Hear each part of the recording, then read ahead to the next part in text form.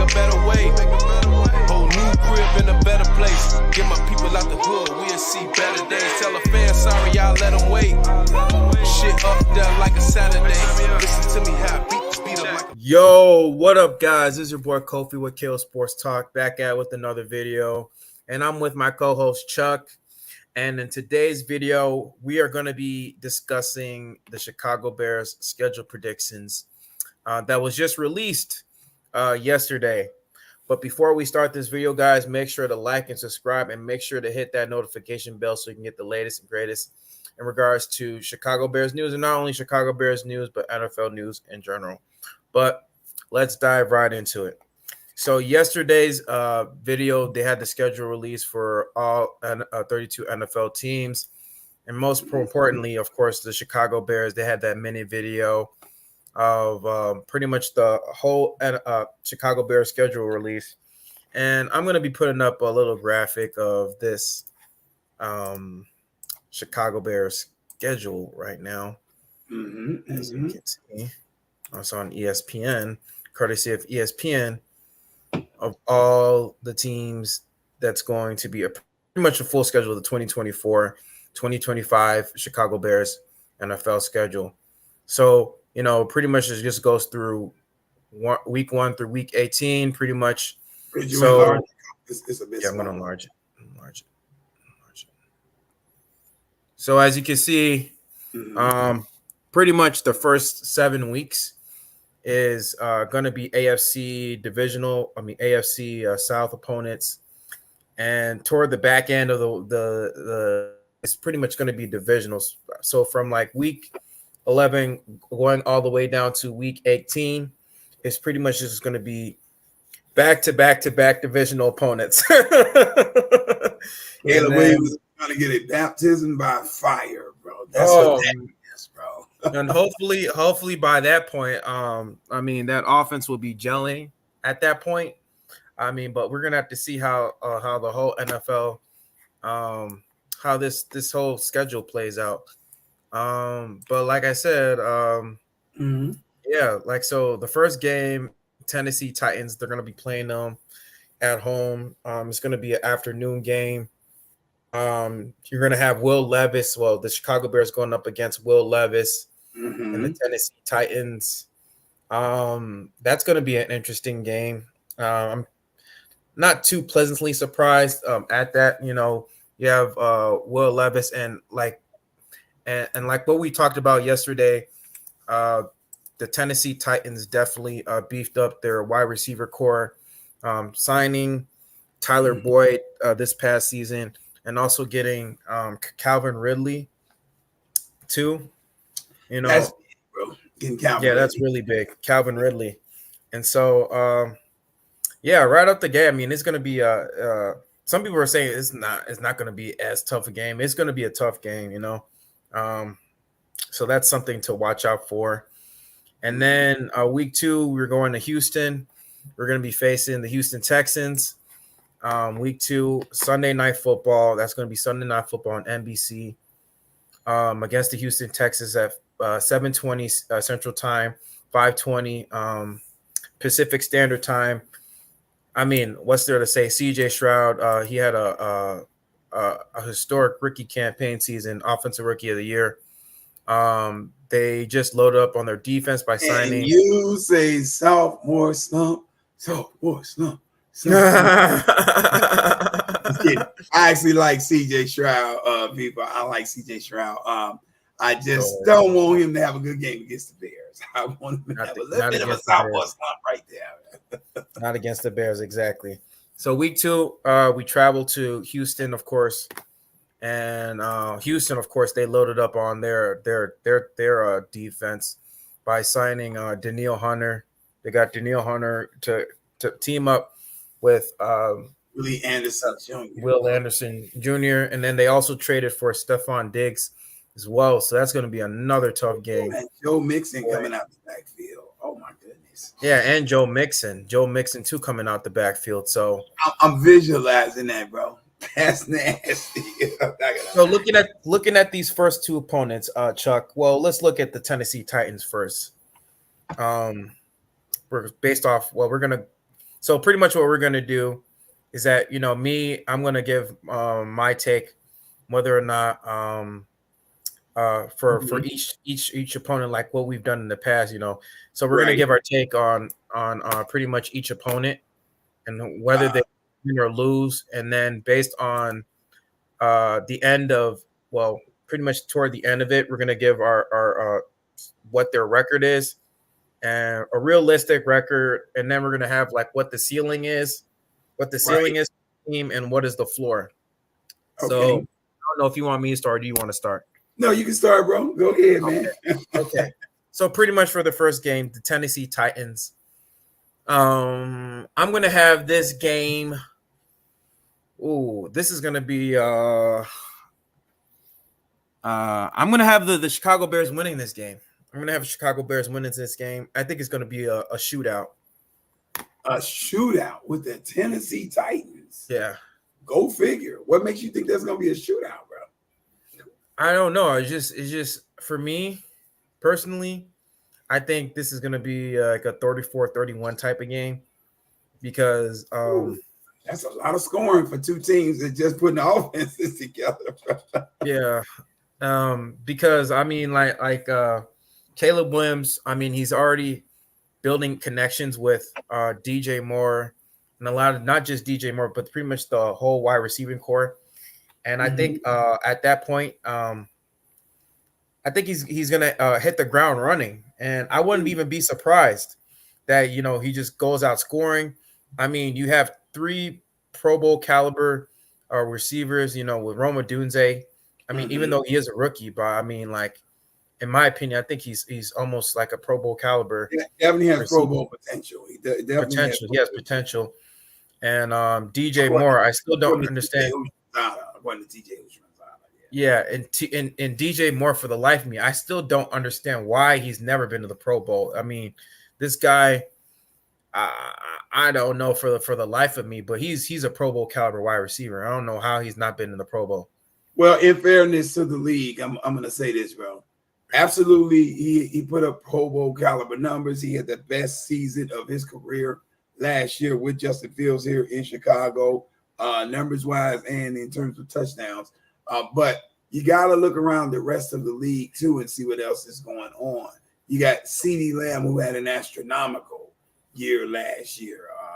You got a number of other high-end receivers that were outstanding last year. So as great as his numbers were, and I still do believe that he got snubbed for the Pro Bowl. Don't get me wrong. DJ Moore got snubbed. But as great as his numbers were last year, there are a lot of other receivers that were trumping those numbers, bro. And their popularity is much larger than DJ Moore's. Got to keep that in mind too, because the fans vote for the Pro Bowlers. So yeah, that's true. And DJ Moore, he's out on name now in Chicago, but even before last season, a lot of Bears fans didn't know anything about him. They knew he played with Carolina. That's all they really knew, bro. Yeah. But yeah, he's a Pro Bowl caliber wide receiver. I mean, DJ Moore, that's to no surprise. Absolutely. And then of course you got Keenan Allen, 6-time Pro Bowler. He had multiple 1,000-yard seasons this past season. Right. I mean, it was kind of like a down year because he had an injury, but he had 1,200 yards. He had over 100 receptions, and I'm looking for him to pretty much. I'm expecting him to almost have similar numbers, this season, because, like I said, he's also very a quarterback friendly type of wide receiver. So whatever, I mean, he's really going to help Caleb Williams and kind of expedite his development. And so, I mean, I wouldn't be surprised that this is going to be a high scoring game. I mean, that's the kind of feeling that I'm getting. And, Will Levis too, he got weapons too. Like I said, he got Tyler Boyd, he had Treylon Burks, he got Calvin Ridley, DeAndre Hopkins, pause. Is it just me, or does Treylon Burks look like he's a ham sandwich away from becoming a tight end? That's a wide dude playing wide receiver. Yeah, I don't know what's going on with him, but yeah, like he needs to lose some weight, bro, for real. well, you know what? I don't know if it's that or if it's just maybe they just need to move him up, slide him over the tight end, bro. It doesn't look like his mass is going anywhere. You know what I mean? That guy looks like he's going to be this big dude. Period. Yeah. So you got this 34-31 for opening game with two teams really putting the final touches, or at least for us anyway, we're just putting the final touches on our offense, and Tennessee's just now forming an offense over there. Cole, I'm gonna have to disagree with you on this one, bro. Boom! I'm gonna hit the whammy bar, and I'm gonna tell you that's a no-go on the shootout. I do believe that the Bears will win this first game. Here's the thing, though, that Bears fans have to keep in mind. These are not the same Tennessee Titans that we saw at Soldier Field in preseason game when Justin Fields and the receiving corps was running roughshod over them with screen passes. 2 passes, 2 touchdowns. I don't think we're going to see that. The Tennessee Titans spent a lot of money in the offseason, as did the Carolina Panthers, and we'll get to them down the road because we have them again on the schedule. I don't know why that is, but we do. But the Tennessee Titans are going to bring a different look of a team to the Chicago Bears. That being said, and it's opening day, it's going to be at Soldier Field, so that's a plus for us and for Caleb Williams. That being said, I think that not enough can be said for how the Chicago Bears defense finished the season, bro. We finished the season 5-3 over the last 8 games, and we were arguably the number 1 defense in the game over those last 8 games. We caught the San Francisco 49ers and tied them for a league-tying record of 22 interceptions. We finished tied with the San Francisco 49ers, who went to the Super Bowl, by the way, last year, and was a player or 2 away from winning that. But that's neither here nor there. The point that I'm making is I don't see this being a shootout because I think we don't miss a beat coming back with this same defense. We bringing everybody back on this defense except so far Adewale Ogunleye. Woo, we're going too far back. Come on back. Yannick Ngakoue, that's who I mean to say. Yannick Ngakoue and Eddie Jackson. Those are the only 2 cogs in the wheel that we're not going to be bringing back with this defense. And so I think Tennessee, although they got a lot of new pieces, and they did pick up Calvin Ridley, and they do have Treylon Burks, and who else? I think they grabbed Tyler Boyd. They got him over there too.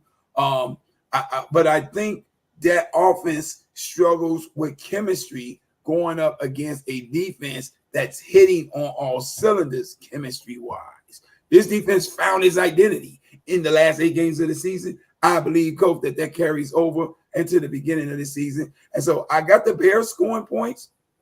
I agree with you that I believe Caleb Williams is one of those kind of guys. He can hit the ground running, just like C.J. Stroud did last year. I don't think it's going to take this guy long to figure out how to manage this offense into offensive production and to get points out of it, especially with the plethora of weapons that he got. So I got the Bears winning this, but I got us winning this pretty handily. I want to say something in the ballpark of like maybe 34-17. And I'm being generous when I say 17, bro. But I do think Tennessee's going to put up a much, much better fight than what we saw in the preseason last year. Don't get fooled by that, people. All right, next game. We got Houston. So the Chicago Bears are going to the Houston, Texas Stadium, LRG Stadium. In Houston, this is going to be a Sunday night game. Tough game. It was going to be a tough game. This is going to be a tough game. I mean, this could be a 50-50 game. I don't know what to say. I'm gonna let you go, Chuck. I don't know. I gotta think about what I gotta say before I say it. Hey, I mean, what can I say? First off, let me say this before I give any further predictions. I'm going to temper my predictions and my expectations in terms of what I'm expecting the team to do. I'm yet demanding 10 wins out of Caleb Williams because I believe that the Bears have given him everything that he needs to work with, and then some to be productive and win games with this franchise.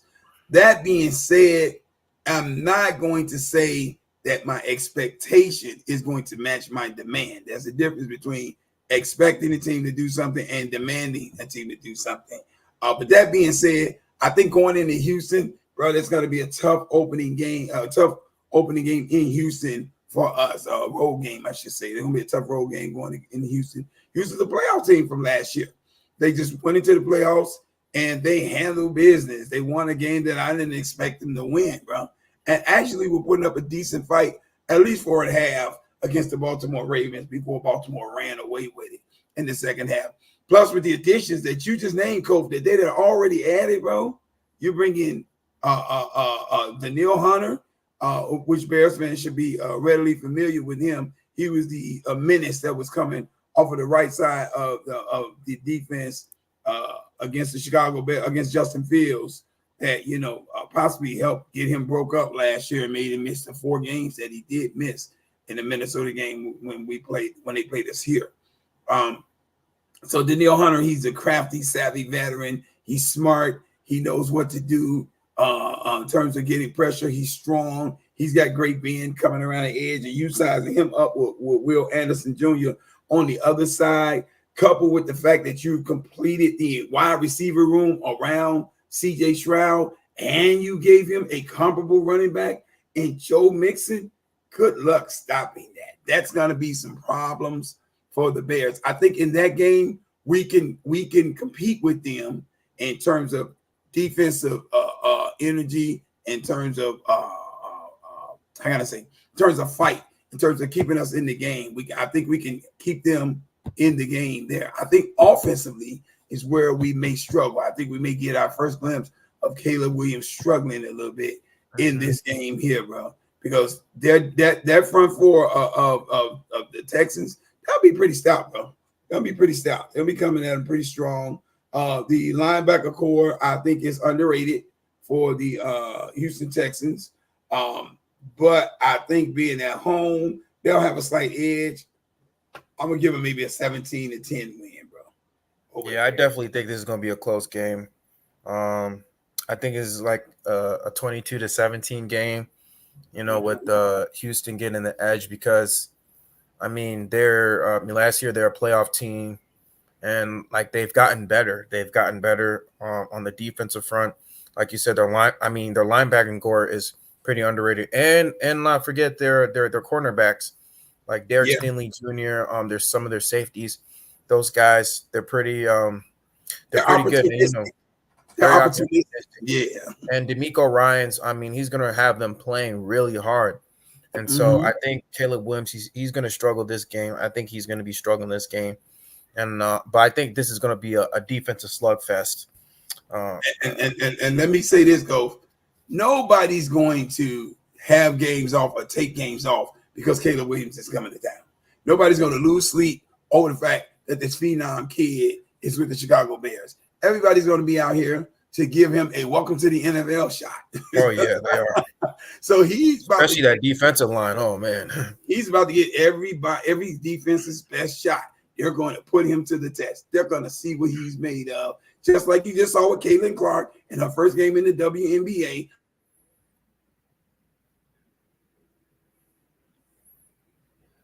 Put up at Purdue in college where she played all those phenomenal numbers. When she played her first game in the WNBA, she had a wake-up call. They gave her like 10 turnovers, bro. They took the ball from that woman 10 times to let her know you're no longer in Kansas, dear, or Purdue, or wherever you at. It's like Iowa, you have arrived in the grown woman's world now. And they serve notice. And I think they're going to try to do the same thing to Caleb Williams. And, this way may be a game where he takes some of his lumps at, bro. He's going to get sick. He's going to lick some chops, man, definitely this game. So we both have our record is 1-1. So far. So next game, Sunday, September 22nd, the Bears go to Indianapolis for a afternoon game. This is going to be interesting because Anthony Richardson is going to come back from his injury that he dealt with last year. I think it was a shoulder injury Yeah. that he dealt with. So that I'm clear, bro. With the times that we're looking at, these 10 a.m.s and 5:20 p.m.s, these are West Coast times, right? Yeah, these are West Coast. This is my time. Okay, yeah. So Bears fans don't think that we're gonna be starting games and playing games at 10 a.m. Yeah. That means that we're playing at noon, like we always do. Mm-hmm. Add 2 hours to everything that you see here on the screen. Mm-hmm.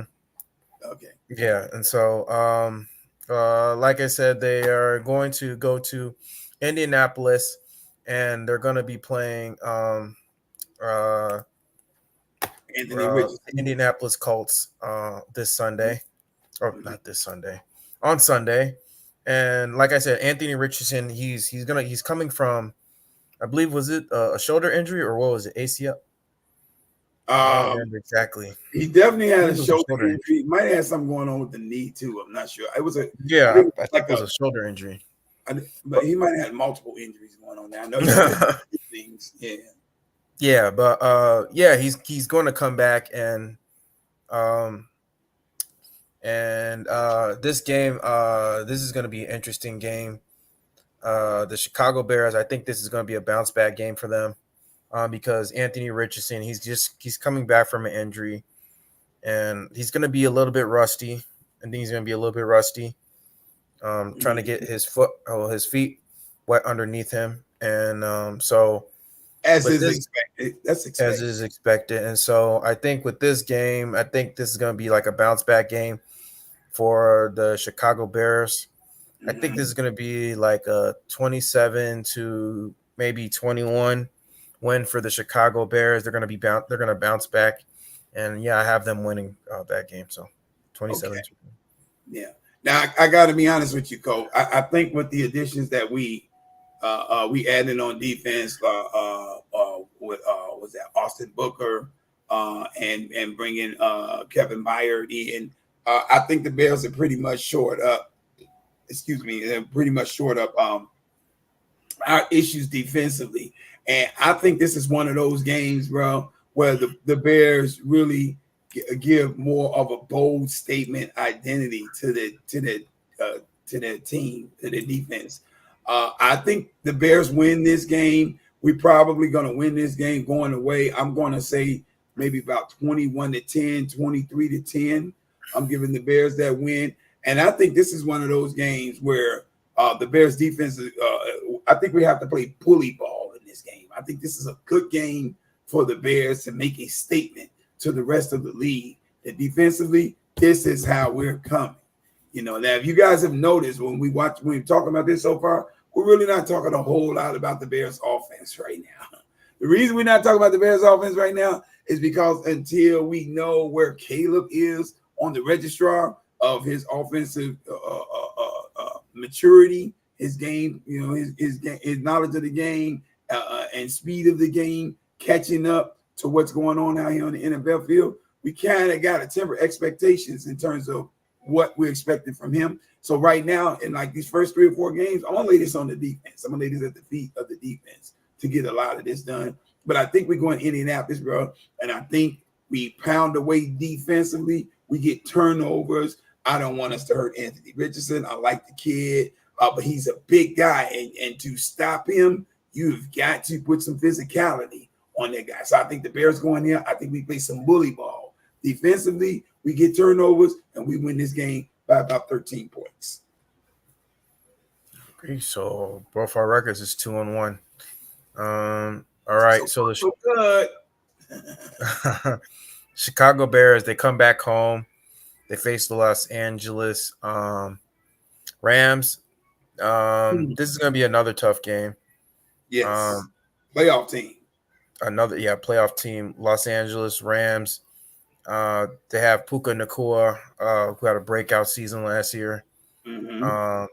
Cooper Kupp.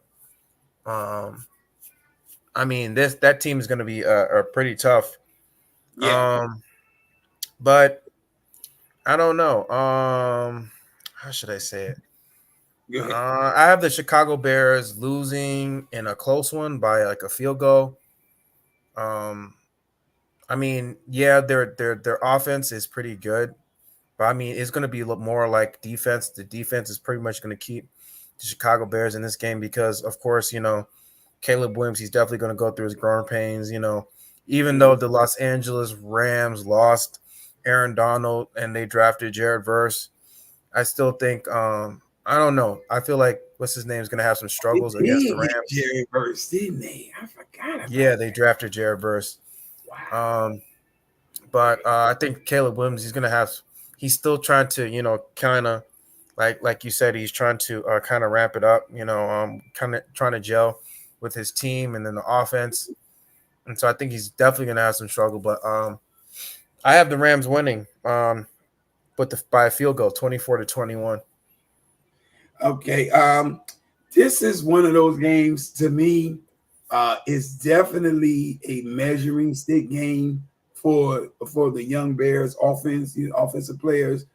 This is where you're going to see what Caleb Williams is made of. This is where you're going to see, I believe you're going to have Roma Doomsday, coming to light in this game because I think he's going to definitely be a factor. This is one of those games like you were alluding to with the Tennessee Titans. I think this is one of those games that can turn into an offensive shootout right here because Matthew Stafford, he's no punk. He knows how to read blitzes. He knows how to beat coverages. And Puka Nacua is going to give fits to any secondary running around the way that he does. Not to ignore or to lose sight of Cooper Kupp, who is also in this offense and is a beast of an offensive weapon at the wide receiver position. What's his name? Kyren Williams, I believe is his name. Kyren Williams, the running back.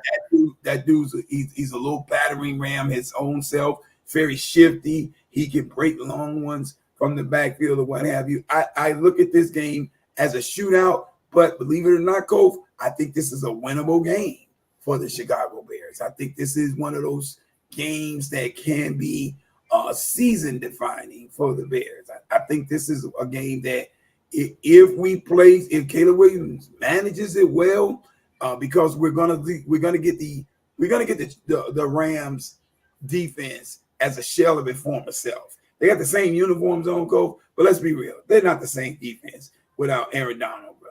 They're not the same defense without Jalen Ramsey. They don't have these guys over there anymore. So Jared Verse, he can be impactful. But I think if Shane Waldron is the offensive mind that I believe him to be, and I see what he was able to do over there in Seattle with Geno Smith, I think he's going to scheme this offensive line to where they double down on Jerry Verse and to cancel him out. They're going to force other guys to have to beat the offensive lineman that's in front of them to get that pressure up front. And if they can't do that, I can see Caleb Williams having a coming out party in this game, bro. With the receiving core that he has, with the weapons that he's got, giving him time to see down the field, that is not a good thing. That's not a good look for a defense, bro.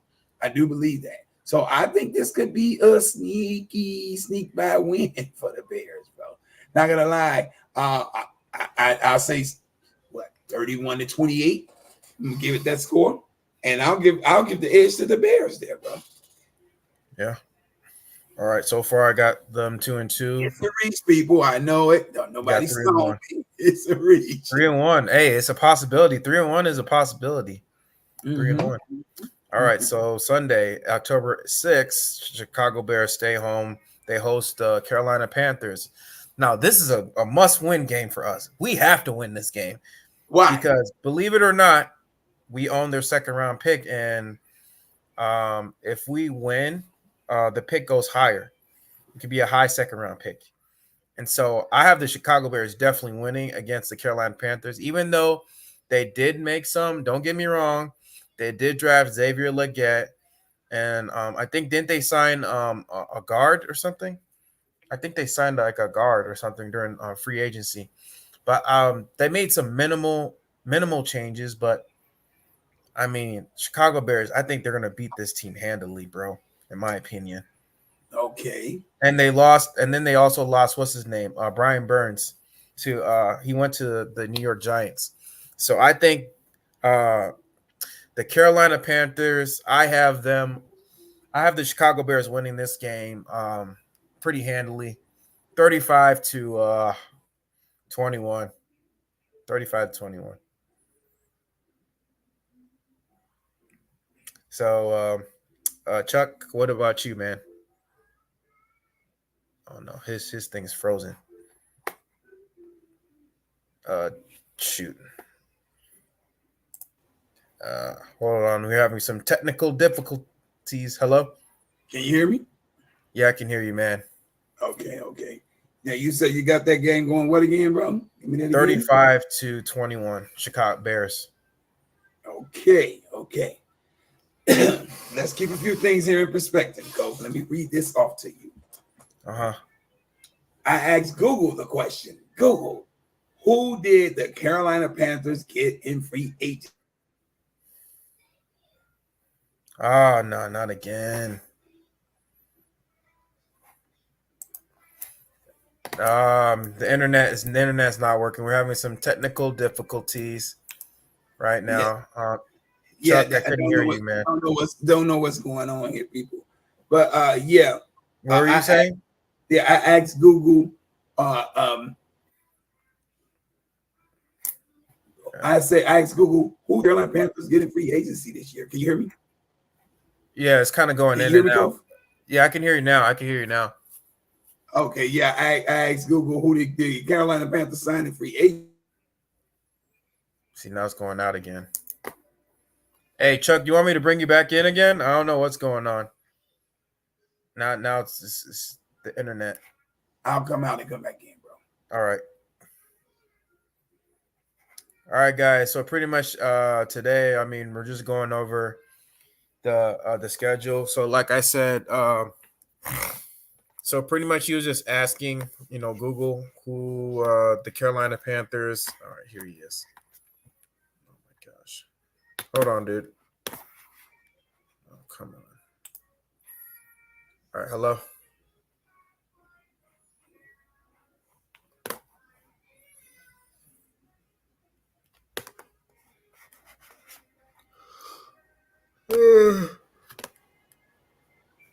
Hello? Okay, can you hear me, bro? Yeah, I can hear you. Okay, so I'll be quick with this because internet's not my friend right now.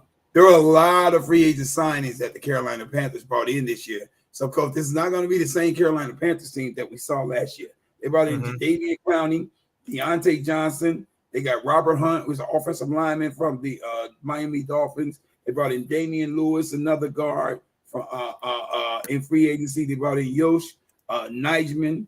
Sean Robertson is a defensive tackle. Josie Joel. Joel, he's a linebacker. Dane Jackson, that's a cornerback. This team is rebuilt. They spend a lot of money in the offseason to get them ready for this season, bro. That being said, I still got us winning this game. I just don't want Bears fans to take this lightly. I see that Damian is predicting the Bears will win this game 45-10. It's very possible, but it's also possible that we end up having to fight to hold this team off at the end of the game. Real talk. I think Bryce Young is a year older now. You get him some receiving core help now. You brought in Deontay Johnson and they drafted Xavier Legette. So you got him a receiving core now. You know what I mean? You got him some receivers that he can throw to. So I got us winning this game too. Don't get me wrong. I got us winning this game, but I don't think we should take the Carolina Panthers lightly. It's not going to be the same Carolina Panthers that Tyson Bagent beat 16-13 this past year at Soldiers Field. I really do see this being a closer game than what people are going to give it credit. I want to say the Bears win maybe like we could possibly win this like 31-24. I'll give us a 7-point win in this game. But I think this thing could possibly be a lot closer. And let me just say this, people. I think Bears fans and all fans of the NFL need to know that all of these bum teams that sucked eggs last year, they have made moves, people. These are not the same teams coming back. These are not the same teams coming back from this offseason, looking the exact same as you saw them last year. The Tennessee Titans are not the same team. The Carolina Panthers are not the same team. These teams are coming back looking totally different. Even down the road, we'll see this. The Washington Commanders, they're not the same team. These are different teams, people. That's all I'm saying. DJ Moore gets 40. Really, Dave? And he has them winning 45-10. Ridiculous. Dang, I love for it to go just like you're scripting it, but bro, I have to keep it realistic, man. That is, I just don't think this team's going to come in here and roll over like that and let us go run roughshod all over, bro. You know, we'd have to be sitting on all cylinders, both offensively and defensively, to see those types of numbers. But is it doable with this team? Absolutely it is. Absolutely it is. But I got us winning that game 31-24. I'll say 31-23. We'll make it an 8-point spread. Okay, next game, we're going to London. So this is going to be right outside. What's up, CG Ruthless? I see you out there, bro. What's up, Ruth? What's up, CG Ruthless? What's up, my dude? Yes, sir. Yes, sir. So pretty much we're going to the pond. We're going to go to London, England, and we're going to be facing the Jacksonville Jaguars at 6:30, well, my time. We're pretty much going to go to London and 8:30 our time. 8:30 your time, yeah. So this is going to be an interesting matchup against the Jacksonville Jaguars. Jacksonville near the playoffs last year. I don't know. They just kind of faltered last year. But like I said, the Chicago Bears, they're going to go to London, and they're going to be playing the Jacksonville Jaguars. So pretty much this game, I have the Chicago Bears. Man. I think this is going to be another defensive matchup, a close matchup. Jacksonville's got a great defense. Mm-hmm. And I think they just re-signed Josh Allen to a deal too. Not the quarterback, but the defensive end. But yeah, I think Jacksonville, they got a really good defense. I think they're gonna have Caleb Williams. I think this type of game, Caleb Williams is gonna have his welcome to the NFL moment. This game. It's just something about this Jacksonville Jaguars. This is gonna be like some type of trap game. I don't know. It could be a toss-up. The Jaguars a trap game? Yeah, I think this might be a trap game, bro. Something about this game. I don't know. I have a feeling, bro. This is gonna be a trap game. This is gonna be Caleb Williams' welcome to the NFL moment. And I actually have the Jacksonville Jaguars winning this game. I don't know why, but yeah, I actually do. If I'm totally honest, though, I could see Jacksonville pulling off a victory against us in this game. I think the game has to be low scoring, and it has to be Trevor Lawrence last minute, last play, last minute drive.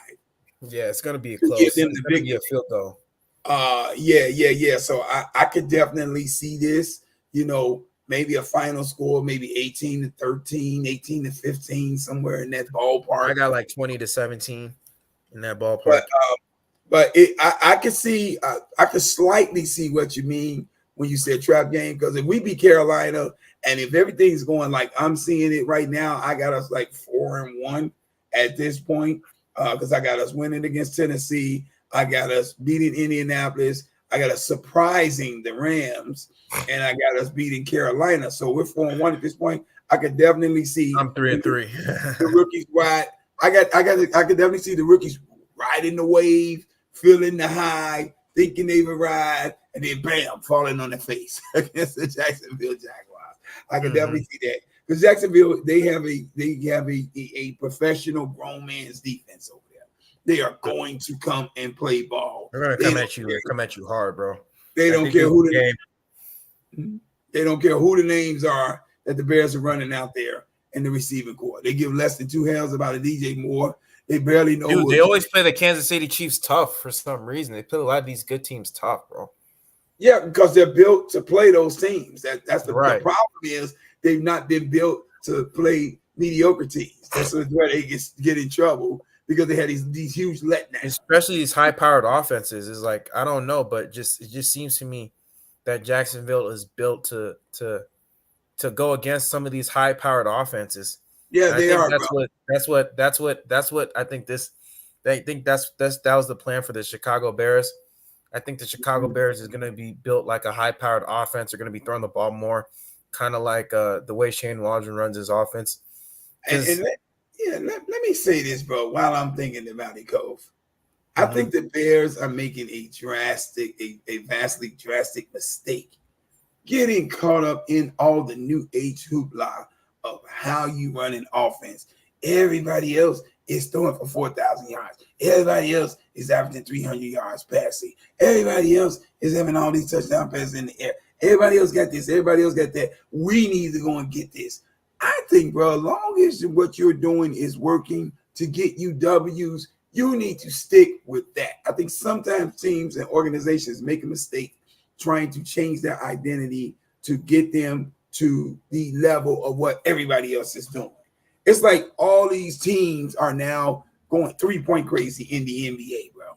Why? Because they saw the Golden State Warriors, Splash Brothers, go ridiculous with it and win championships with it. That's great for them, but not everybody's built to be a Hold on, dude. Not everybody's built to be like that, and I think the Bears, are making some vast mistakes at times, trying to focus on that. Now, if this offense becomes high power, if it becomes explosive, if we start lighting the airwaves up and can nobody stop our passing game, fine, more power to us. But we shouldn't use this as a reason and to change our identity. Damian, I see you out here, bro. You said, ain't no way we losing in London. I would love to believe you, bro. and Damian, I hope you're right, bro. Once again, I hope you're right. I hope you're right about the blowout, the Bears versus the Carolina Panthers. And I hope you're right. That ain't no way we losing in London because we do have a lot of fans over there. But I do know that not every game is going to be a win for the Chicago Bears team. But if we come out of these first 6 games, bro, 4-2, I can live with that, bro. I can live with that. I just think we need to really temper expectations. And I would love to see the Bears just get back to doing what the defense gives us, doing whatever it takes to win the game. At the end of the day, that's the only thing that matters. It's not about your quarterback throwing for 4,000 yards. I don't know when that became a metric that everybody had to meet now at the quarterback position. I think that's utterly ridiculous. You know, that it's great if you can do that. Don't get me wrong. But it's utterly ridiculous that we're judging quarterbacks' ability to win games based strictly on these types of numbers. I'm really not a fan of that. Yeah, for sure. But I got the Chicago Bears going 3-3 going into the bye week. And so I got us 4-2. I got us 4-2. And so week 8, we're going to go to Washington to face the Commanders. This is going to be a homecoming game for the Washington Commanders. I mean, for not a homecoming game for Caleb Williams because, I mean, his family's going to be there, and he's the number 1 pick, and he's going to be facing Jaden Daniels. Yeah, he is. He's from the D.C. area? Yeah. I didn't know he's from the D.C. area, bro. Yeah, he's from the D.C. area. Okay. Yeah, so he's going to be playing in front of his family, and I think he's definitely going to show out this game. I'm done. Go ahead, man. Go away, Damian. Go, bro. What are you showing out this game? And wow. Believe it or not, I have this team beating the Washington Commanders handily, 34-17. I think he's definitely going to show out and show why he is the best quarterback at the draft. And like I said, he's going to be showing out his family. I think he's going to throw for like three or four touchdowns, man, this game. And it's going to be a good game for Caleb Williams. So you don't think Jaden Daniels is going to want to put on the show? You don't think he's going to have something to say about that, bro? Because I'm not going to lie to you, Go. Of the quarterbacks, sack him like 2 or 3 times. I'm not going to lie to you, Go. Of the quarterbacks that were coming out in this draft, I actually thought that Jaden Daniels was going to end up being the better of the quarterbacks coming out in this draft, bro. I'm not going to tell you the lie. I'm hoping I'm severely wrong on that. I'm hoping that it's Caleb Williams all day, every day. I see you out there, Optimus. What's up, bro? I'm hoping, but yeah, man is playing way too much, man. Yes, he is, bro. Yes, he is, bro. Damien. Who, me? No, Are you talking about? You see the Oh, final score that Damien 50-0. Oh, yeah. over Washington. That is ridiculous. We're not seeing it. We're not seeing it. I would love to see that, but we're not seeing it. But yeah, bro. I think this game, Washington, another one of them teams like Tennessee, they're just like Carolina. They're not the same team that we saw last year. This is not Sam Howell that's coming out there with scary Terry McLaurin. This is not Sam Howell coming out there with that same core. I think Washington has made a lot of moves. They added a lot of additions. And I think Jaden Daniels is one of those guys, bro. I think he's one of those guys that's going to be, it may take him a while to get his feet up under him in the NFL level. But, bro, once he gets it going, I think he's going to be really good for them, bro. So, I don't know that it's a blowout, but I do got us winning. I'll say 23-20, bro. That's good. Yeah, I got them winning handily because this is a bounce back game. And like I said, they're going to come out the bye week. And I think, with Matt Eberflus, usually he does pretty well coming out the bye week. And so I think he's going to have guys prepared for this game. Okay, so November 3rd, we're going to Arizona and we're going to face the Cardinals. Good matchup. I want to hear what you got on this one, bro. I want to hear what you got. Dang. So yeah, I mean, of course, they just drafted Marvin Harrison Jr. and they got Marvin Harrison Jr. And then they also drafted this defensive end, I think from Missouri. I forgot his name, Darius Robinson too, from Missouri. So they're actually loaded up on defense as well. Mm-hmm. So this is going to appear pretty much a hard matchup, because Kyler Murray. Yeah, Kyler Murray. I'm sorry, man. I'm having a brain fart right now. That's all right. Yeah, Kyler Murray. Optimus, you're stupid. Kentucky Fried Cardinals. Really?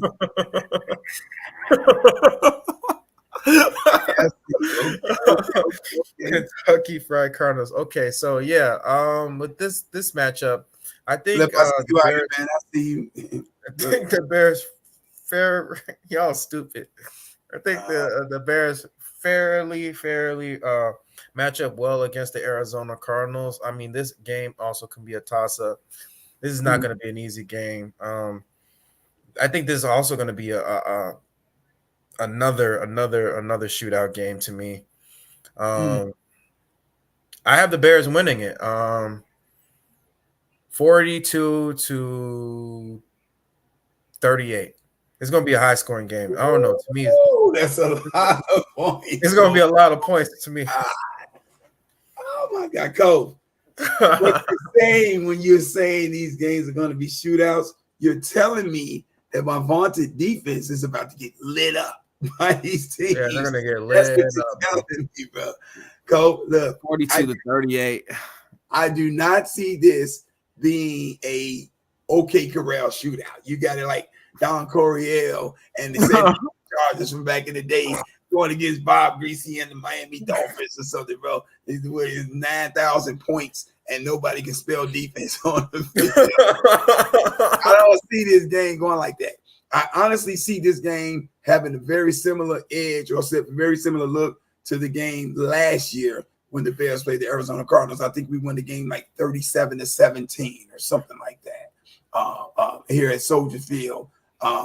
And so I think that the Bears still win this game going away. What I'm interested to see in this game is the battle that's going to ensue, and it's a battle of sorts with the rookie wide receivers. I think MHJ is going to come out here. Marvin Harrison Jr. is going to come out here looking to show the Bears that they made a mistake not coming to get him and going after Rome Odunze. And I think Rome Odunze is going to have a chip on his shoulders with something to prove himself. I mean, how is that a mistake? They should have traded up or something, or what? Or like everybody else, like a lot of us pundits believe they should have did. At least myself, I believe that the Bears should have traded the number one pick, went down, got MHJ, and then added more to the roster. We could have did this with Justin Fields, but that's old stuff. That's here another story, yeah. Right, but that being said, I think he's going to come out to try to show the Bears that he was the best receiver in the draft, and I also think that Rome Odunze, along with Caleb Williams, is coming out to show him, hey, look, we the man over here, not you. We the man right. over here. They're gonna battle on who is the sheriff in town, like of the NFL.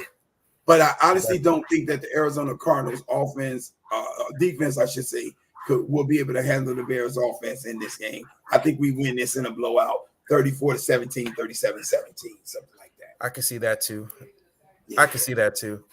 Next game, the New England. Where am I at so far, bro? Where am I at? I got a Houston loss. I got a Jacksonville loss, and I'm at 5-3. You're 5-3. Yeah, so you're like what? I'm 7-2.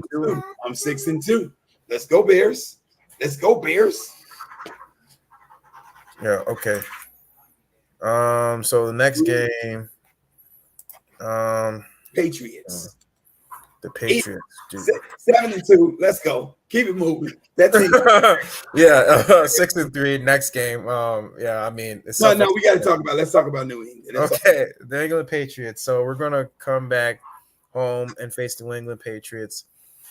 I mean, the Patriots. They're going through. They're going through a rebuild. I think they. No, they're not going through a rebuild, Coach. They're going through a renovation. A renovation. They're going through a rebuild. A complete renovation, man. Exactly. I mean, they just hired Jared Mayo. Think he was a good hire, bro? I don't know. Yeah, bro. that's how I feel too. I'm like, it's a mad pick. Yeah. It's a mad pick. And so Drake May, I think whether it's Drake May or whether it's Jacoby Brissett, I have this team winning. I don't think Drake May is gonna be playing this whole entire season. Hopefully not to this point, because he's too much of a project. Do me a favor, Cole. Go back to Damian Hernandez's 50-0 score up there. That's what I got us doing. Right there. Damian, you want a 50-0 win? Here it is, bro. Yeah. Nice. Yeah, bro. This is gonna be a blowout. I think this is gonna be a blowout. I think this is gonna be like a 43-7 win type of win. It's not gonna look too pretty for the New England Patriots. So I have them winning 43-7. Yeah, I definitely don't have them scoring. I don't know where you found 7 at. I think that's a garbage time points, bro. Yeah, I don't even think they're gonna get it in garbage time, bro. I think my Bears defense is gonna feast on Drake May and the lack of receiving core that he has out there. The rookie's gonna get, he's gonna go through a lot of growing pains this year. And did you hear? I don't know if you heard this, Go, but there rumblings that's coming out of the Patriots camp that maybe Jared Mayo and the Patriots staff, and this is coming from the mouth of Plaxico Burress, former wide receiver, who's never played with the Patriots, by the way. Let me put that out there. With the Giants, yeah. He shot himself in the foot. Yeah, they're saying that Jared Mayo and the Patriots brass are maybe kind of regretting that they took Drake May with the number 3 pick in the draft. They don't like what they're seeing. He's struggling in the rookie mini camps and in the OTAs, what have you. But I mean, I think it's fool's gold and stupid to going right off a kid who's just now getting in the NFL. You got to get this kid a chance to get his feet up under him at the next level. And you got to keep in mind, there were things that this kid was doing on the field that made him look like the number 3 pick overall in this draft to you. So he's not a bum. I don't think that this dude is going to be a bust, just because you don't like what he's doing in rookie minicamp or what have you. You give him time. You got to give this kid time. That's what your veterans like Jacoby Brissett is there for. Give him time. Give that kid a chance to settle down, to get his bearings about him. He's probably a nervous wreck out here. All this pressure to come in New England, the house that Tom Brady built, and come in here and be the next greatest thing. That's a lot of pressure. Tom Brady, right? that's like coming to Chicago and taking the reins of the house that Michael Jordan built and building the Bulls, taking the Bulls to an NBA championship. Ain't been done since that man left town, bro. Ain't been done since that man left town. Closest that we had was Derrick Rose, bro. He was the closest that we had to that. So yeah, it's a lot of pressure on this kid, though. So I think everybody needs, they need to bring it down 10, take a break, step back, give this kid a chance to get his feet up under him. Do not think that this kid is a bust. I don't put that kind of pressure on him, man. Let him figure it out, bro. Let him figure it out. But that being said, 50-0. I'm with you, Damian. Let's go, bro. All right, next game, the Chicago Bears host the Green Bay Packers. The freaking Green Bay Packers can't stand them. Now this is where it gets thick for us. Now this is where the crap hits the fan, bro. Yes, this is where it really gets real, bro. Now, where do I have us at this point? I got a 7-2, right? I got us a 6-3. You got a 6-3. I got a 7-2. I think every game that I just called out, I think those are very winnable games in terms of the wins that I called out for the Bears. This is where we are going to find out what we are really made of. Because the back end of the schedule from week 11 on, division foes, and we got the San Francisco 49ers plugged in the middle of that, bro. This is going to be nasty. Go ahead. You want to go first on that, Go? How you go first, bro? I got a whole lot to say. Right, I'm already. I got a lot to say on my mind. Oh, God, I don't want to. The Bears have got to come in this game with moxie, with poise, and this is going to have to be Caleb Williams' his most focused game, I believe, of the season. He's going to have to come in here. Won't be any hero ball to play because they're not giving up long shots over the top. So he can get that out of his mind that, we're coming in to the Green Bay Packers is coming into Soldier Field and he's going to show them who's boss. No, what you have to do, you have to play smart. You have to play wise. You have to make sound decisions and you have to manage the game against Green Bay. Take what the defense gives you. If he does that, we will be in this fight. But if he gets reckless with the ball at all, this could turn into a blowout and it could go the other way just like that, bro. It could go the other way real quick, fast, and in a hurry. Green Bay is going to come in. They're bringing the moxie and the swagger of a team that wins championships. I don't know why, because they haven't won a championship since 2010, but they bring that to the table. And that's something that you got to respect. They think that they come into Soldier Field. This is their house. They're the owners. They got deeds on us, all this here. And they think they're going to come in, they're going to win every game. If we're going to win this game, we're going to have to play it tight to the vest. We have to play smart. We have to take our shots. They're going to have to be timely. We got to set them up. And we can pull this out 20-17. But I'm going to be honest with you, Cole. I don't got us winning this game. I actually got us winning this game, but this is definitely going to be this is going to be a defensive matchup. I mean, this is going to be a really close matchup because this is the divisional opponents who we really know. Be quiet, please. Mm-hmm. Sorry. Mm-hmm. Go ahead, bro. Sorry. This is going to be a close defensive matchup between these two tough teams. Well, yeah, these two divisional teams.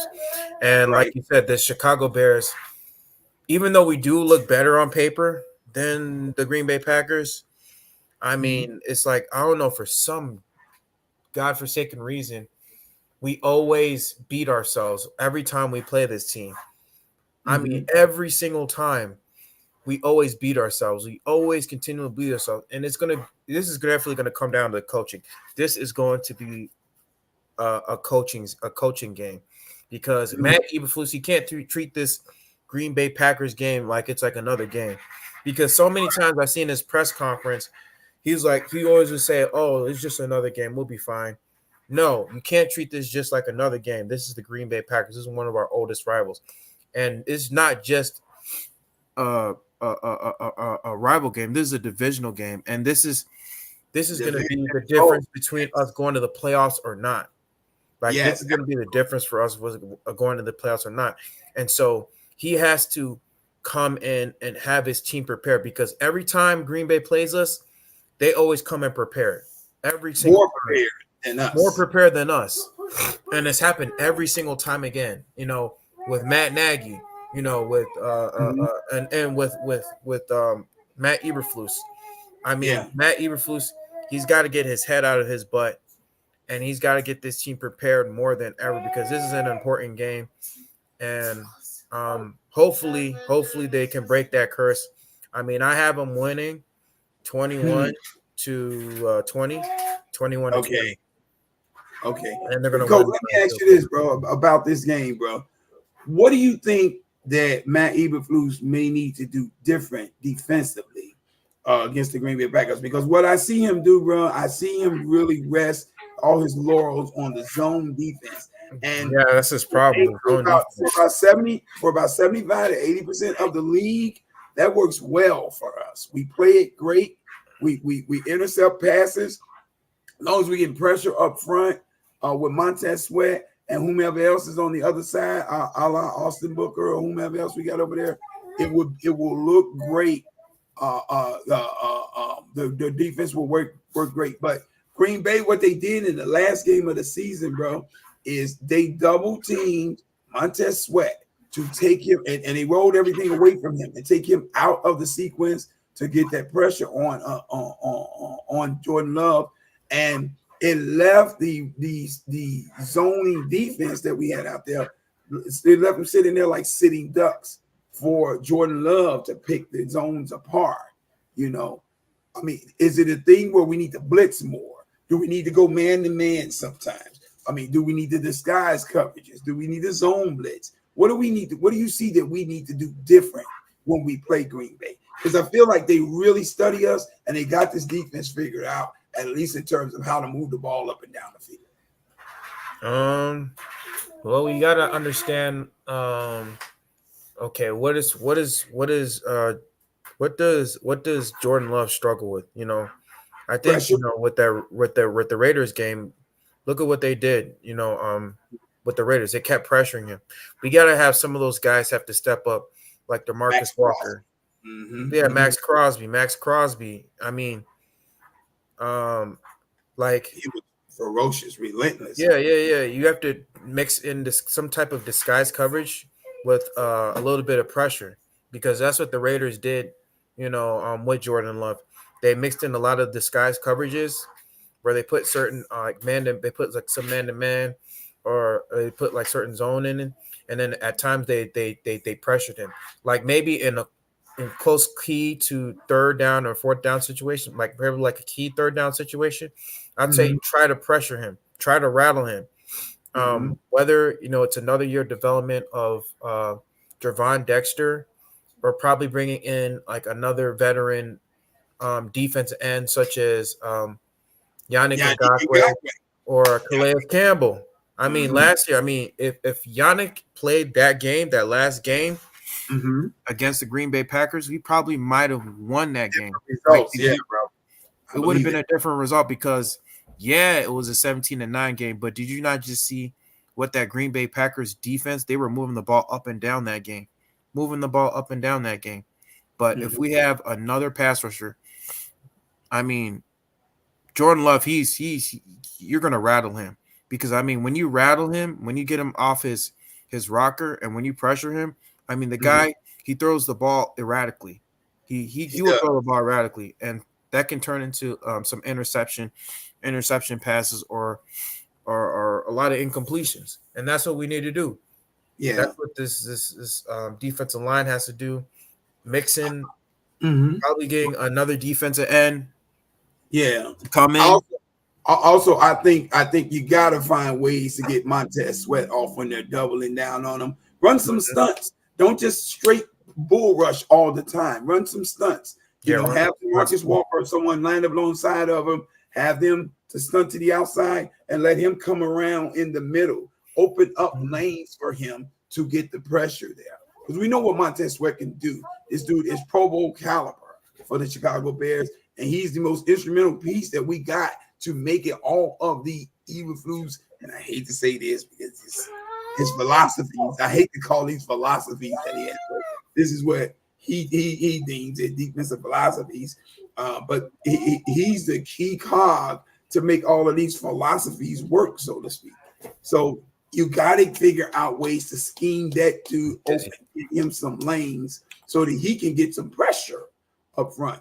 I think that's where the problem comes in at. We're not getting enough pressure up front or Jordan Love. And not only that, let me say this too, Cove. We can't just put all the weight of the world on Montez Sweat's shoulders either. Other people have to get pressure up front. Somebody besides Montez Sweat. Javon Dexter, Austin Booker. Somebody besides where's what's his name? DeMarcus Walker. I want to say Kenny Pickett. What's his name, bro? Pickett. Zach Pickens. Zach Pickens. Where's Zach Pickens? You know what I mean? Where's the big boy that's in the middle? Andrew Billings. Andrew Billings. We got to get some kind of pressure moving through that offensive line. Now, granted, the Green Bay Packers, phenomenal at how they build their offensive line. And they put a lot of stock, a lot of time, and a lot of money into making sure that offensive line is right. That being said, it's beatable. It's got to be beatable because they're not winning all the time. So we just got to go do some homework and come in with our hard hat on and be ready to attack this team defensively. We gotta hit that offensive line running. We gotta be aggressive. We gotta go, bro. And another thing I would like for us to do, let's start disguising some things. Let's not be so bland defensively to where they can look and see, okay, Bears are going in the zone. When you send somebody in motion, we're dropping, the coverage off to the next man because we're going to be in zone. Let's do that. Let's move it over and then blitz out of it. Let's move it over and then man out of it. Cross it up. Let's look like we're going to drop in zone and then just come with pressure up the middle. There's a myriad of ways you can attack this to get this guy rattled. And let me give some credit to Matt LaFleur. I don't like giving him any credit because he coaches these bums. But Matt LaFleur is a very smart coach, bro. He is. He knows how to scheme a team open. And one thing the Bears coaching staff better get in their head. Matt Eberflus, you better get it in your head. Shane Waldron, you better get it in your head. You better get it in your head that this dude studies all of his opponents. I'm talking about Matt LaFleur. He studies all of his opponents. And so he's going to have that team ready to come in with a game plan against what you usually do. When you play him, don't give him what you usually do. Show him something different. This is not rocket science. Give that man a different look, and you will get different results. I believe that, bro. With that being said, I got us losing that game. We can move on. All right, next game. We're facing the Minnesota Vikings. You're going to come. Yeah, this is another home game.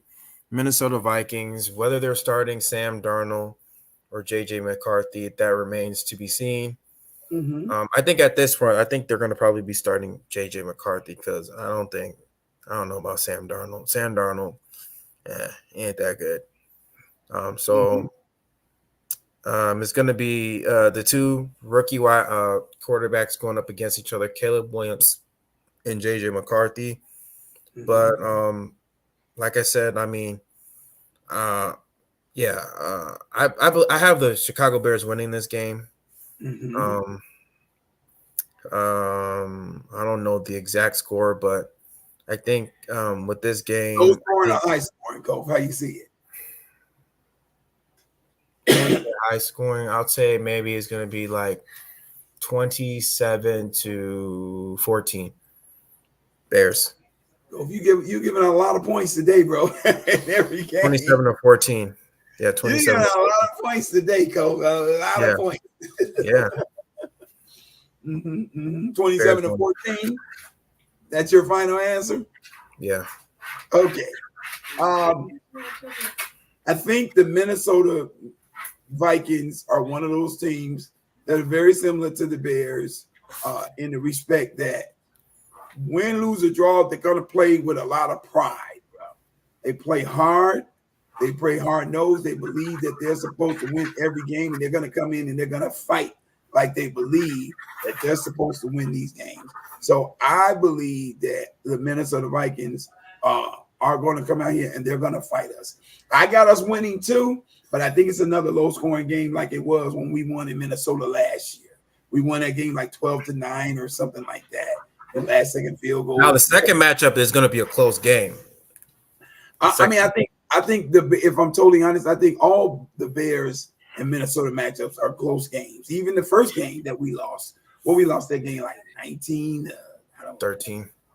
Yeah, 19-13 or something. It was a close matchup, even when they were putting up points, so to speak, and that really wasn't many points that we put up.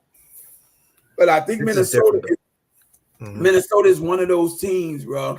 They're very aggressive on defense, bro. They are going to attack, and they are going to attack. And then when they think about it again, they're going to attack. This is what this defense does. They know this is a rookie quarterback sitting over here, bro. So they're going to want to test his mental. How fast can he respond? How fast can he read the defense? How fast can he get the ball off? They're going to put all that to the test, bro. They're going to put all that to the test. Now, I honestly believe that this is definitely going to be a Caleb Williams coming out party once and again, because I believe Caleb is comfortable in that type of environment, bro. I think you get enough pressure in his face, you'll see his quick release, his quick reactions, and it'll be more beneficial than it would be hurtful to the Chicago Bears offense with him not thinking and just reacting. I honestly think that, bro. He's built to make the right decisions when it comes to this type of stuff. And especially how he gets the ball off quick. I mean, I think he's gonna counteract with that Vikings blitz, man, because you already know that freaking what's his name? Brian Flores, he likes to blitz. His defenses like to blitz a lot. And so I think he's definitely gonna counteract. He's definitely gonna take what the defense gives him and try to hit those hot. He's gonna have to, bro. He's gonna have to in this. He has to. Yeah. And just for the record, people, let me point this out for all of these division games that we're running up on, these division foes. Keenan Allen, do your homework if you don't believe this. Keenan Allen has historically torched this entire division, game in, game out. Last time we saw the Green Bay Packers, this guy had like 17 catches in the game, which is unheard of. Against the Green Bay Packers, he torches the Minnesota Vikings to the tune of 2 or 3 touchdowns a game. Detroit don't want none of them problems, and I'm glad we don't have to see him on the other side. This guy is nasty against this division. He is nasty against this division. So I got these numbers reversed this year, Kof. We lost the game last year, 19-13, you said, to the Minnesota Vikings here at Soldier Field. I think we win this year. 19, I'm not going to say totally reverse, 19-7, because I don't know that their offense is going to be clicking that well to where, they're going to be able to, put that many points up on us. I do got Justin Jefferson as arguably one of the best receivers, if not the best receiver in the NFL, but can J.J. McCarthy find him? Can Sam Darnold reach him? Those are going to be the questions that's got to be answered. Jordan Addison is definitely formidable. He is a high caliber, quality wide receiver. T.J. Hockenson, we already know what he's capable of. He's a nasty tight end. But can they find these guys in the schematics of this defense? Will he have enough time? Will J.J. McCarthy or Sam Darnold have enough time to sit back there with pressure coming at him from the Bears front four? Will he have enough time to allow these routes to develop and try to take his shots down the field? I don't think that's going to be the case. I think the Bears win this game 19-7. All right. So what's your record? I'm 8-3 right now. I'm 7-3, right? Am I 7-4? You're 7-4. You're 7-4. But no, you got them winning against Green Bay, right? Yeah, I did. So I'm 8-3. We're both 8-3. Okay, we're both 8-3. Okay. All right. So the Bears, they're the Bears winning this one too, right? Yeah. Yeah, I don't have them. Yeah. I think I'm messing it up here. Wait a minute. Let's go back. Over. So you got them beating Tennessee. You got them losing to Houston, right? Yes. I got them winning against Indianapolis. I got them losing against Los Angeles. Okay. I got them winning against Carolina. I have them losing against Jacksonville. That's 3-3. That's 3-3. Go ahead. 4-3 Washington. Right. 5-3. No. Is it 5? Yeah, I you think I got have them Arizona losing. losing that game, right? That's against No, I have NC. them. No, I have them losing this game. Do you? I 4 thought I have 4. them losing. I thought I had them losing, right? You might, bro. I don't know. I Yeah, I don't had know. them losing. I had them losing against Arizona. I did. So that's Okay. 4 losses. Okay. I Got to have them beat in New winning England. against. I have them winning against New England. I have them winning against Green Bay. I have them winning against Minnesota 7-4. That's 7-4. Ooh-wee. I'm sitting at 8-3 right here, bro. Yeah, 8. No, I All can't right. be 8. Can I? Hold on. Houston. I got lost there against Houston. I think I got us losing against Jacksonville. No, you had them losing against Green Bay, and then you have them losing against. Yeah, I got them losing against Green Bay. So I got us 8-3. You're 7-4. I'm 8-3. Yeah. Okay. All right. So this game, they're going to Detroit. This is going to be Where you at, a Don? Thanksgiving game. Where you at, This is going to Don? be a good matchup. This is really going to be a good matchup. Where's Don Bird? We want some golf turkey on the plate. I have the Chicago Bears winning Excellent. this game actually against the Detroit Lions. Don't get me wrong, this is going to be a very, very good matchup. It's going to be a very tough matchup against Detroit. But eventually, I have the Jared Goff throwing a pick 6 to pretty much seal the game. Pretty much to seal the game by Kyler Gordon. He gets the pick 6. And so the score ends up being 27-24. Yeah. And, Okay. And that is lovely that you think this is going to be a tough game. Cope, let me tell you, I know, matter of fact, that the Bears defense dominated both games last year against the Detroit Lions. I think this is where the Bears get their sea legs, so to speak, in the division. Is going to be against the Detroit Lions and the Minnesota Vikings. I think Detroit lucked out and beat us the first game because Matt Eberflus got cold feet in terms of his coaching. We were dominating that game. Justin Fields was giving them fits in that game, bro. Everything was clicking for us in that game. And defensively, we were eating Jared Goff alive. Jared Goff is not the type of quarterback, people, that throws a lot of interceptions. Against the Chicago Bears last year, he had 43 completions on 70 attempts. He threw for like 397 yards. He had 3 TDs and 5 interceptions in 2 games against us. I think we got this guy figured out, and I don't think that changes. I do not think that changes. I think that we take Jared Goff out of here. Matter of fact, I'm gonna put it on the record. I think we pull off both wins against Detroit this year. Yeah, I have them winning, but I have them sweeping Detroit and Minnesota this year.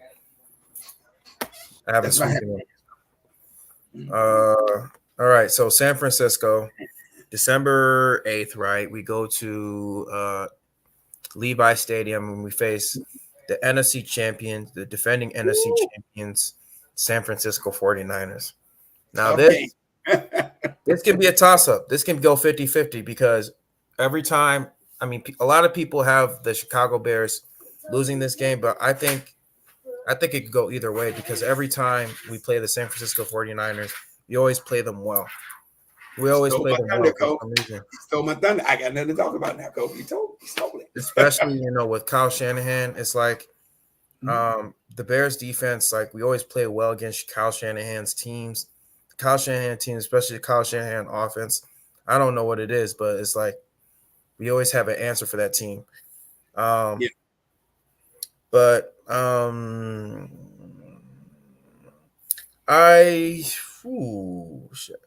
I think with this game, I'm going to have San Francisco winning it. Okay. Winning this game. I'm going to have the San Francisco 49ers winning this game. Okay. With the score of what's the score? 28-24. No, 31-28. 31-28 on the Another field goal. shootout, huh, Kofi? Another 31-28. I think it can be a shootout. Okay. I do not have us winning this game just because of the inexperience of our rookies at the pivotal positions. I think Caleb's going to get some, he's going to get some lessons from this game that he can take for the future. Because there's certain levels of experience that you have got to develop too when you are going against a team that's been there before. Team that's been there before, they've got levels. They like they say, Coach, it's levels to this. It's levels to this, bro. They got different levels that they've been to. And Caleb Williams, Roma Dunze, and a couple of these other players on this offense have not been to before. So I believe that our offense is going to press them. We're going to pressure them, force their hand to move forward. But ultimately, they're going to take it to that next level, and they're going to figure out how to beat us. That being said, Kof, I'm kind of with you that, for whatever reason, the Bears, we always play well against the 49ers. They struggle against us, so there's a backdoor possibility, a slight possibility that we could come out here with this win. But, I'm not going to be arrogant enough to say we're just going to walk in San Francisco and win this game with a rookie quarterback. So I got us losing, bro. I got us losing that game. We're 9-4. With me. Yeah, but then again, you never know. Brock Purdy did go to the NFC Championship too. It's very possible, bro. It's very possible. It's possible. Realistically, and like I said, for whatever reason, we give the 49ers fits. They couldn't beat Justin Fields here at home, bro. You know what I mean? Justin Fields, he ran roughshod over there in the 3-14 season and didn't even have anybody to throw to. Really, Dante Pettis really didn't. That's and their defense was pretty stacked that time too. Absolutely. Yeah. Absolutely. So next game, we go to Minnesota on Monday. I would love for us to beat Minnesota both times this year.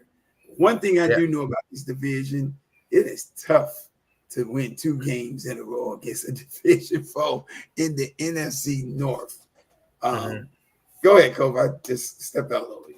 I have the Chicago Bears winning this game, but this is going to be a defensive slugfest.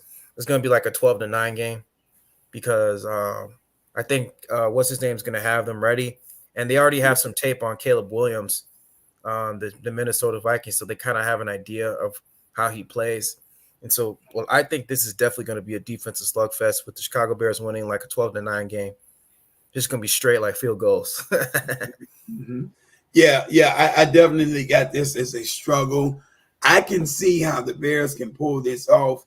But I also can see how Minnesota, once again, one of these teams, they're very opportunistic on defense and they're very aggressive. I could see how, their pride would have them in this game fighting. That being said, I still think we pull off the unthinkable and win 2 games against them in this division. I think we do that with them. And I think we could possibly do that with Detroit. Detroit's a taller task because they're on the next level now. They've been to the NFC Championship game. They've experienced what that level looks like, and they got a coach that's a gunslinger. He doesn't care. He goes for it. That guy doesn't care. So yeah, give me Minnesota, give me Chicago winning this game. I think that's 10-4 at this point for us. All right, next game, Detroit. They come back. Well, we come back and face Detroit at home. It's going to be a noon game. This is I have this game. Detroit's going to fight. They're definitely going to fight. The first game was kind of a surprise for Detroit, but this game, Detroit's going to come swinging. But eventually, the Chicago Bears are going to find a way to beat them on this game. I don't know the exact score, but I think with this type of game, like I said, Jared Goff, I don't know what he does, but he always struggles against the Bears. The Bears, man. Yeah. But I don't want to count on Ben Johnson because Ben Johnson, he is a great play caller.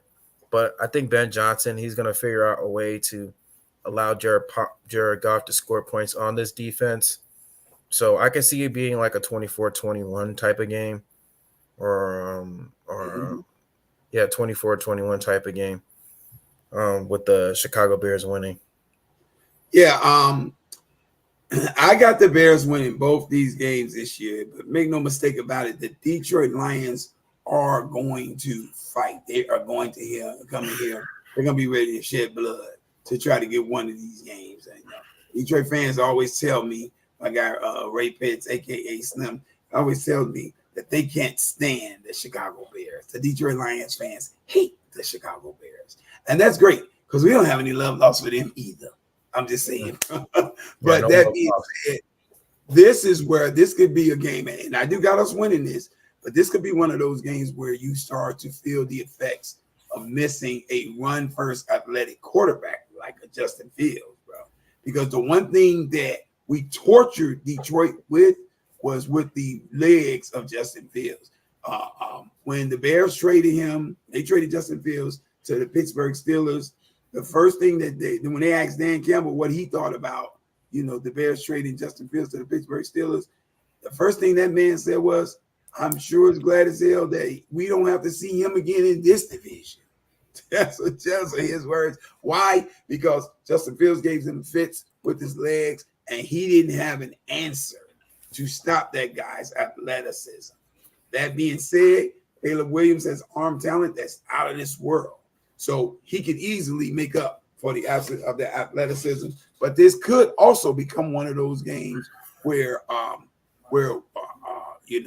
the lack of athleticism in terms of running. And I'm not saying Caleb Williams can't run. Believe you me, people. This guy can run, and he can run phenomenally too. Just not as fast as Justin Fields, but he's a smart player, so he can run. But is that going to be a main factor in the game? I'm doubting that. I don't see that the Bears are going to shape it in that fashion. This is where Shane Waldron is going to have to put his hard hat on, and he's got to really scheme against this Detroit Lions secondary. Because you got to keep in mind, Cole, they drafted a lot of cornerbacks to get ready for what the Bears and the Green Bay Packers are doing offensively, with these passing games. And we got all these guys, be trying to spread the ball around and what have you. They got ready for that by going to load up on all of these cornerbacks, bro. So yeah, it's gonna be a tough game, but I think we can pull it out, bro. I think we can pull it out. I'll say 20-7. I have it 24-21 because I think the corners they're gonna give some fits to all of our wide receivers for some reason. It's gonna be a slugfest. I don't know if it's gonna be fits to our wide receiving core as much as it is what decisions will Caleb make when he sees all of these different looks. The receiving core that we have has enough experience that they can pretty much light up. And I'm speaking more so about DJ Moore and Keenan Allen. They know how to dissect a secondary. They know how to beat the brakes of a corner off the line of scrimmage. These guys are going to get open. Yeah, guaranteed. Yeah. Who does Caleb Williams make the decision to throw the ball to? And at what point does he give them the ball? Right. That's what's going to be key here. And can Roma Doomsday come in and join this party at this point? Is he thoroughly in this mix to where he's one of those guys that they're going to have Fitz covering too?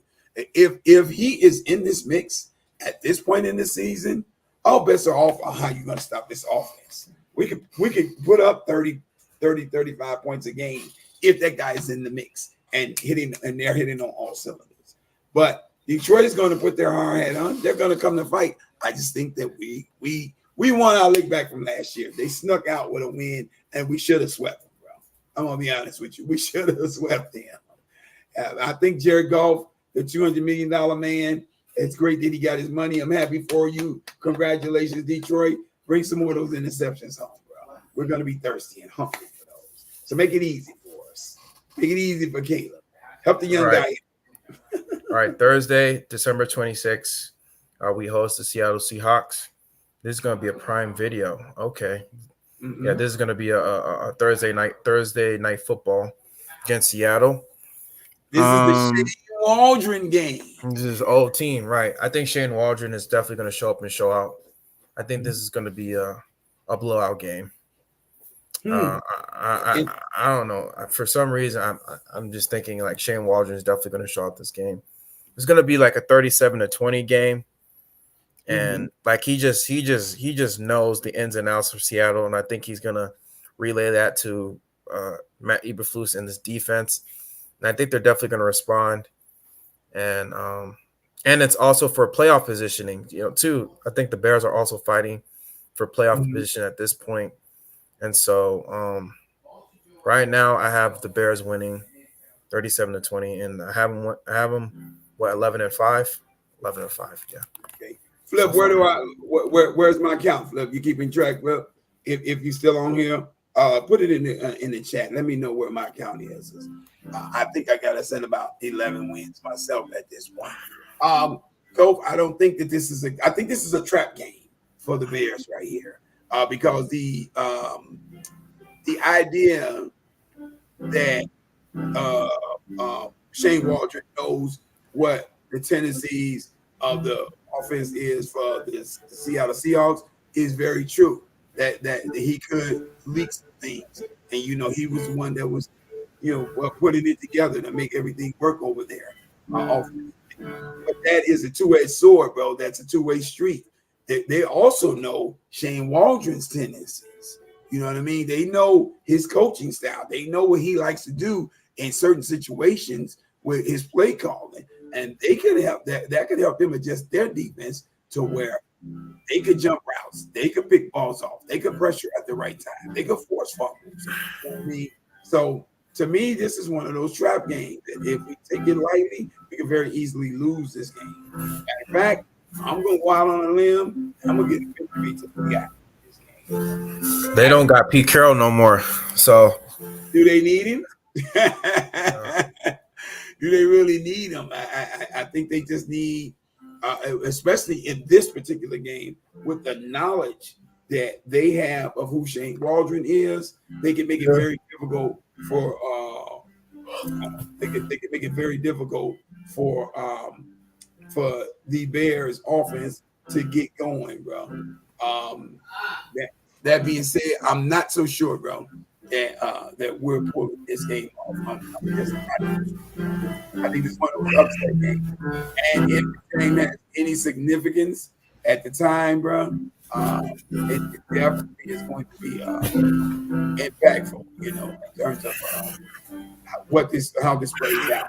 So I want to say I got us at this point. What are we like? 11-5, I think at this point. I gotta put 5 losses. All right, next game this is the last game. This Final is TBD. game. We're going against Green Bay at Green Bay. Where do you have them? I actually have them losing. I have them losing this game. It's painful for me, man. It's painful for me to say it too. Yeah, I have them losing. Because if I give Green Bay this win, that means we lose the season series again today. It's a toss-up to me. I gotta be honest, bro. At this point in the season, I think we have to be hitting on all cylinders. They gotta be hitting on all cylinders, and I think we got a dog fight to carry this out. I don't got us winning the first game against Green Bay. I got us losing that. I have them winning. Right, but I got us losing in a close battle. Yeah. And until the Bears have shown me that they can figure them out, unfortunately, painfully, I'm gonna have to get Green Bay that win too, bro. Yeah. 11-6. I think they will show me something. I mean, like I said, this is gonna be. Please make me be wrong, Bears. Please. I know, right? I want to be wrong too. I mean, I want to be right. I want them to be right, because it's long overdue. It's been 6 years since we last beat them. I mean, it's long overdue, bro. Yeah. Last time we beat them was in 2018, bro. December 2018. I'm tired of Packers fans talking, bro. I'm sick of all this. I'm sick and tired of it. I'm sick and tired of Green Bay Packers fans always talking smack. Chicago Bears always thinking they're going to win next year. They always have these season predictions. And like I said, I don't want to get my help, so that's why I have them splitting. Matter of fact, bro, I would go as far as to say I would take a 3-3 record against the division. A win against Green Bay, a win against Minnesota, a win against Detroit, and a loss against Green Bay, a loss against Minnesota, a loss against Detroit. I'll take that too. I will take that. Long as we beat Green Bay in there, bro. Exactly. But Yes, yeah, sir. I have the Bears 11-6. That's Yeah. a playoff win, maybe a divisional win. And I'm about the same, bro. It just in terms of predictions and expectation. Now, people, we know before everybody holds this against us down the road, we know that these are tempered predictions. That's all that they are. We know that these are no guarantees. Not every game's going to go the way that we're seeing it. We know that. So before everybody come back later talking about, you said the Bears was going to sweep Detroit. You said the Bears going to do this against Minnesota. You said this was going to happen. You said that was going to happen. We already know. This is tempered expectations. 11-6, I think it is a fair assessment of where we could be by season's end. Flip, I saw earlier in Kofi, if you stroll up to it, you'll see Philip Harrison. He had the Bears winning 12. Bears winning 12 games. Come on. Something's wrong with my mice. Hold on, dude. Well, don't worry about it, bro. Oh, 12 wins this year. Yeah, 12 wins this year, bro. And if that be the case, I will gladly take it, bro. 12-5. I think the Bears are more than equipped to be a 12-win team this year. What do you have? What's the ceiling? Because we already know our expectations from going 11-6. What's the ceiling and what's the floor with this team? For me, the floor with this team is 10 wins.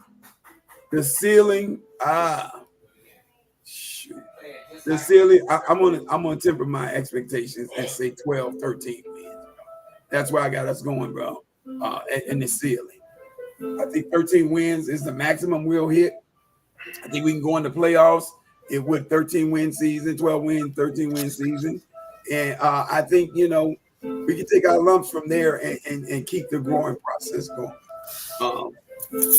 I'm not a fan of the fact, and I'm standing on this, not a fan of the fact that we're still, how can I say, in parts of this team, in key parts of the team, we're still in growing mode.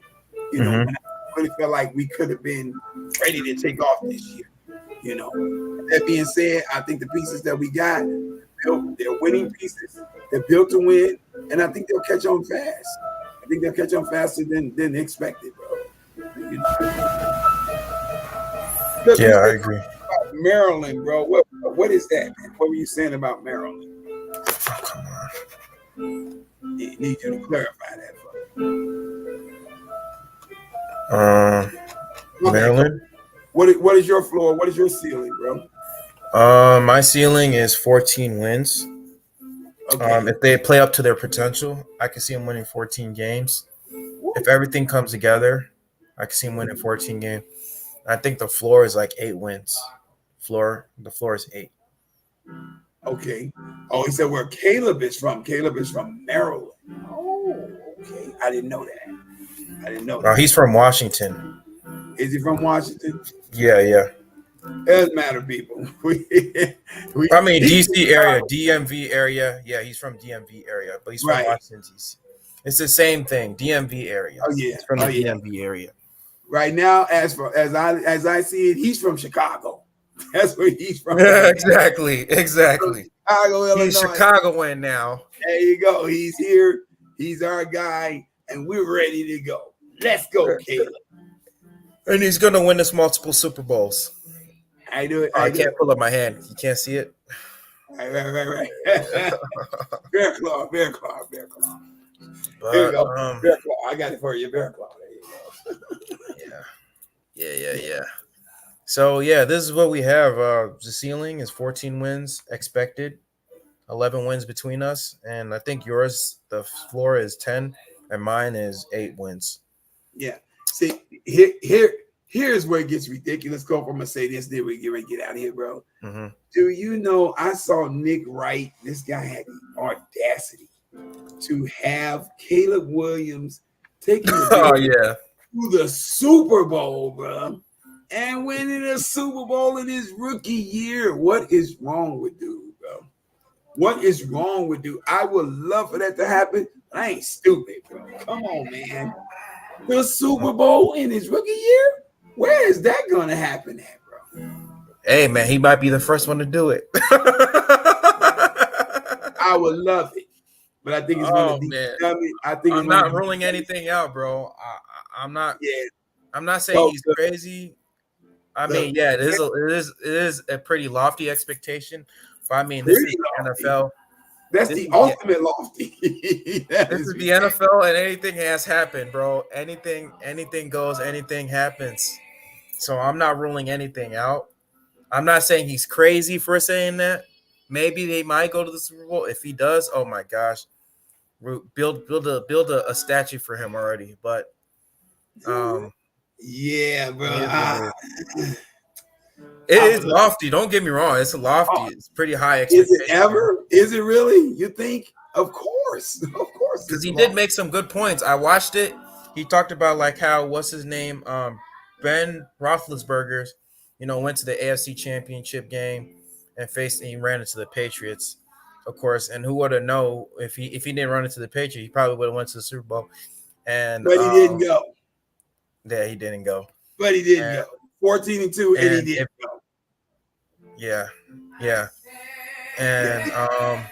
And then, of course, with the San Francisco 49ers, with Brock Purdy, if he didn't get hurt, who would have known? They probably might have been competitive with the Philadelphia Eagles and probably might have gone to the Super Bowl. But, I mean, I'm not ruling anything out. This is the NFL. But he didn't go. Yeah, he didn't go. Yeah, Nick wrong. Thank you, Optimus. Nick wrong with the generation. Thank you, Optimus. Could you please put that on the screen? Nick wrong. Thank you, bro. Thank you. This guy is ridiculous, bro. And he really, if Bears fans listen to him, he'll gas us up, bro. We don't need no gassing right now. We just need to get it together. I mean, I know that we put the team together, Coach, and we possibly could make the playoffs and make some noise this year. But look at the gauntlet of teams we got to get through to get to a Super Bowl. Go to Philadelphia Eagles, keep stockpiling talent. Every year in and year out, that team's getting better and better and better on paper, bro. The Dallas Cowboys, they aren't going anywhere. The Green Bay Packers have been our nemesis, and it pains me to say this, but they have owned us for the last 5 years or so. And I pray to God, freaking Jordan Love is not like the next Hall of Fame quarterback. Oh my God, I can't deal with it. Well, I mean, I can't even worry about what he is or what he's not.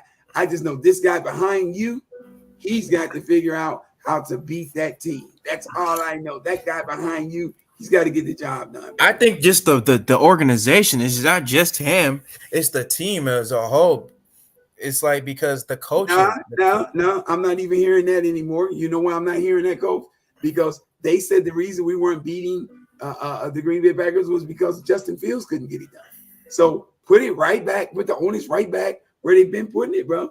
They put it in the lap of the QB when it was Justin Fields. Keep it right there in the lap of the QB when it's Caleb Williams. I think that in order for Caleb Williams to win against teams like the Green Bay Packers, the Seattles, Detroit, I think he's going to have to make some off-platform plays, bro, to make those games go. Because Green Bay is going to scheme against what is already on film that they know Caleb Williams and his offense loves to do.